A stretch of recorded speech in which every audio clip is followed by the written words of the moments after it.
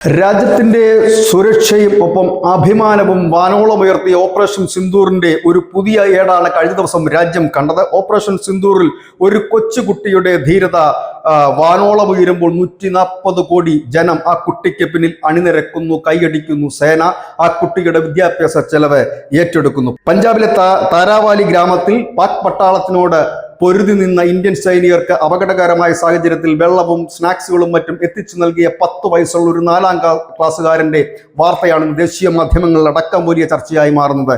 ഷാൻ സിംഗ് എന്ന് പറയുന്ന ആ കുട്ടി ഭാരതത്തിന് പുതിയ പ്രതീക്ഷയാണ് നൽകുന്നത്. പോരാട്ട വീര്യം പേറുന്ന ഒരു പുതിയ തലമുറയിൽ ഭാരതത്തിൽ ഉണർന്നെഴുന്നേറ്റ് കഴിഞ്ഞിരിക്കുന്നു. ഭാവിയിലുള്ള ശത്രുക്കൾക്ക് അതൊരു താക്കീതായിട്ടാണ് കുട്ടിയുടെ വാർത്ത ഇപ്പോൾ വലിയ രീതിയിൽ തന്നെ വൈറലായി മാറിക്കൊണ്ടിരിക്കുന്നത്. ഒപ്പം എന്താണ് ആ കുട്ടിയുടെ ആഗ്രഹമെന്ന് ചോദിച്ചപ്പോൾ വളർന്നു വലുതാകുമ്പോൾ ഒരു സൈനികനാകണം എന്നാണ് തൻ്റെ ആഗ്രഹമെന്ന് കുട്ടി പറയുകയും ചെയ്തിരിക്കുന്നു.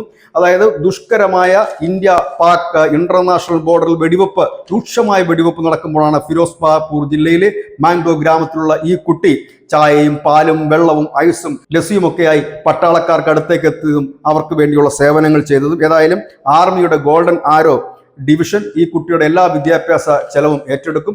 അവൻ്റെ ആഗ്രഹം പൂർത്തിയാക്കും. അവൻ്റെ ഏറ്റവും വലിയ സ്വപ്നമായ ഒരു പട്ടാളക്കാരനാകണമെന്നുള്ള സ്വപ്നം തങ്ങൾ പൂർത്തിയാക്കും എന്നുകൂടി പറഞ്ഞിരിക്കുന്നു. ഏതായാലും വലിയ ധീരത എന്ന് തന്നെ പറയേണ്ടി വരും. ഓപ്പറേഷൻ സിന്ദൂർ അനവധി പ്രത്യേകതകൾ ഉണ്ടായിരുന്നു.